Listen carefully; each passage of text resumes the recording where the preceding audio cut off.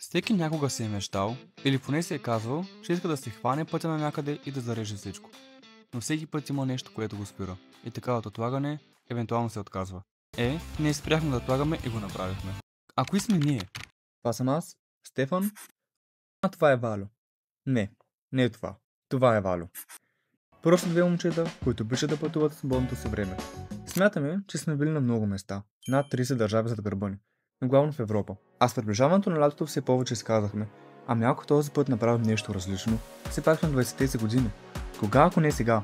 И така, един късен следобед след работа, без план, без много мислене, просто купихме еднопосочни билети за този прекрасен район, наречен Югоизточна Азия, който включва Индонезия, Бруней, Малайзия, Сингапур, Тайланд, Камбоджа, Лаос, Виетнам и Филипините, където ще прекараме над 3 месеца от живота си.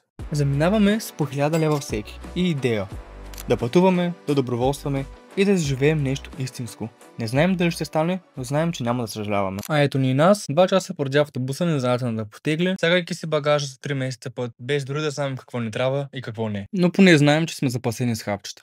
2 hours later. Успяхме за автобуса, но се забравяхме храната и разчитахме на чипс за следващите 12 часа пътуване в този бус.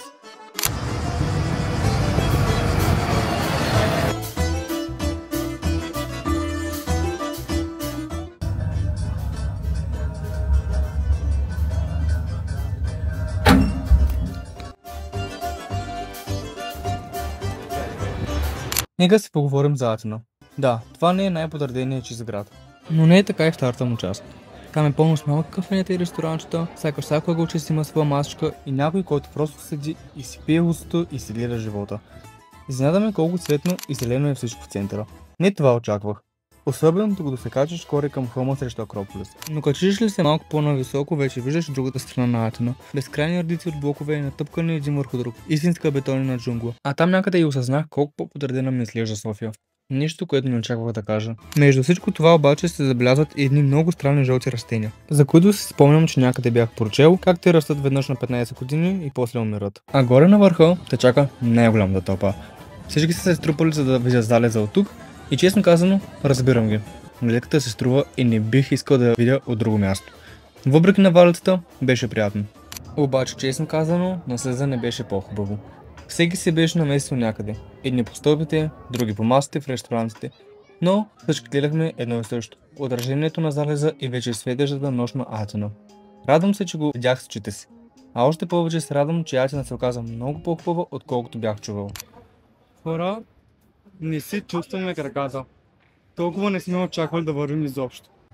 На път сме към вкъщи и видяхме нещо много интересно в една уличка. И защо да не го посетим?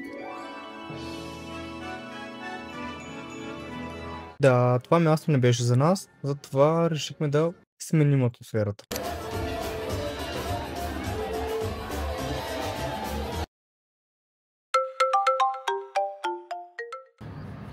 Добро утро от нас, това беше от Атина и се тръгваме от този град с много добри емоции и спомени. А сега ни предстои един 12 часов полет към Сингапур, където ще се забавляваме още повече. Между другото, това, което виждате в момента, са все кораби, идващи от Китай и най-вероятно носят вашите демобратки.